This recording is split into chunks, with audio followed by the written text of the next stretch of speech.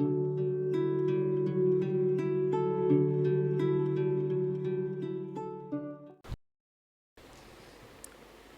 शांति।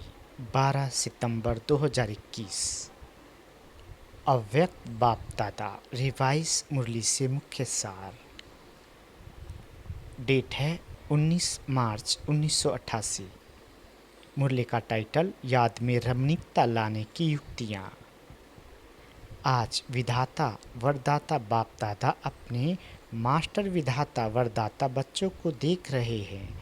हर एक बच्चा विधाता भी बने हो तो वरदाता भी बने हो। साथ साथ बाप दादा देख रहे थे कि बच्चों का मर्तबा कितना महान है।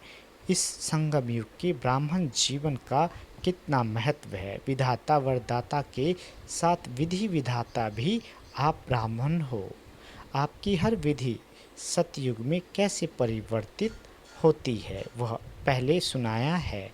इस समय की हर कर्म की विधि भविष्य में चलती ही है, लेकिन द्वापर के बाद भी भक्ति मार्ग में इस समय के श्रेष्ठ कर्मों की विधि भक्ति मार्ग की विधि बन जाती है, तो पूज्य रूप में भी इस समय की विधि जीवन के श्रेष्ठ विधान के रूप में चलती है।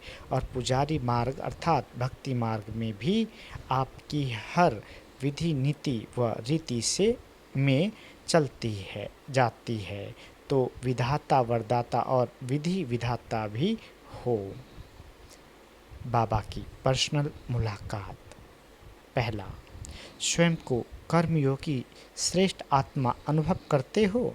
कर्मयोगी आत्मा सदा कर्म का प्रत्यक्ष फल स्वतः ही अनुभव करती है। प्रत्यक्ष फल खुशी और शक्ति, तो कर्मयोगी आत्मा अर्थात प्रत्यक्ष फल खुशी और शक्ति अनुभव करने वाली बाप सदा बच्चों को प्रत्यक्ष फल प्राप्त कराने वाले हैं। अभी अभी कर्म किया, कर्म करते खुशी और शक्ति का अनुभव किया, तो ऐसी कर्मयोगी आत्मा हूँ, इसी स्मृति से आगे बढ़ते रहो। दूसरा, बेहद की सेवा करने से बेहद की खुशी का स्वतः ही अनुभव होता है ना। बेहद का बाप बेहद का अधिकारी बनाते हैं। बेहद सेवा का फल बेहद का राज्य भाग स्वतः ही प्राप्त होता है। जब बेहद की स्थिति में स्थित होकर सेवा करते हो, तो जिन आत्माओं के निमित्त बनते हो उनकी दुआएं स्वतः आत्मा में शक्ति और खुशी की अनुभूति कराती है। एक स्थान पर बैठे भी बेहद सेवा का फल मिल रहा है। इस बेहद के नशे से बेहद का खाता जमा करते आगे बढ़ते चलो। वरदान सेकंड में देह रूपी चोले से न्यारा बन कर्म भोग पर विजय प्राप्त करने वाले सर्वशक्ति संपन्न भव।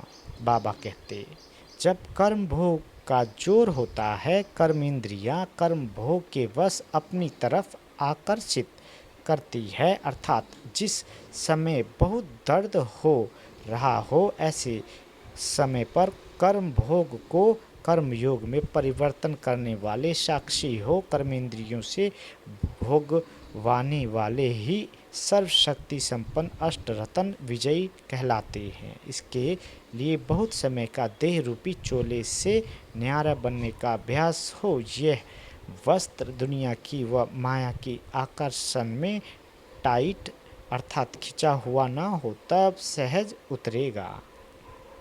स्लोगन, सर्व का मान प्राप्त करने के लिए निर्माण चित बनो। निर्माणता महानता की निशानी है। समझा? अच्छा, चारों ओर के सर्व सेवा के उमंग उत्साह में रहने वाले, सदा एक बाप के स्नेह में समाये हुए, सदा हर कर्म में श्रेष्ठ विधि द्वारा सिद्धि को अनुभव करने वाले, सदा स्वयं को विश्व के कल्याणकारी अनुभव कर हर संकल्प से बोल से श्रेष्ठ कल्याण की भावना और श्रेष्ठ कामना से सेवा में बिजी रहने वाले, ऐसे बाप समान सदा अथक सेवाधारी बच्चों को बाप दादा का याद प्यार और नमस्ते। हम रूहानी बच्चों की रूहानी माता पिता बाप दादा को याद प्यार गुड मॉर्निंग और नमस्ते मीठे बाबा, नमस्ते। अच्छा, ओम शांति।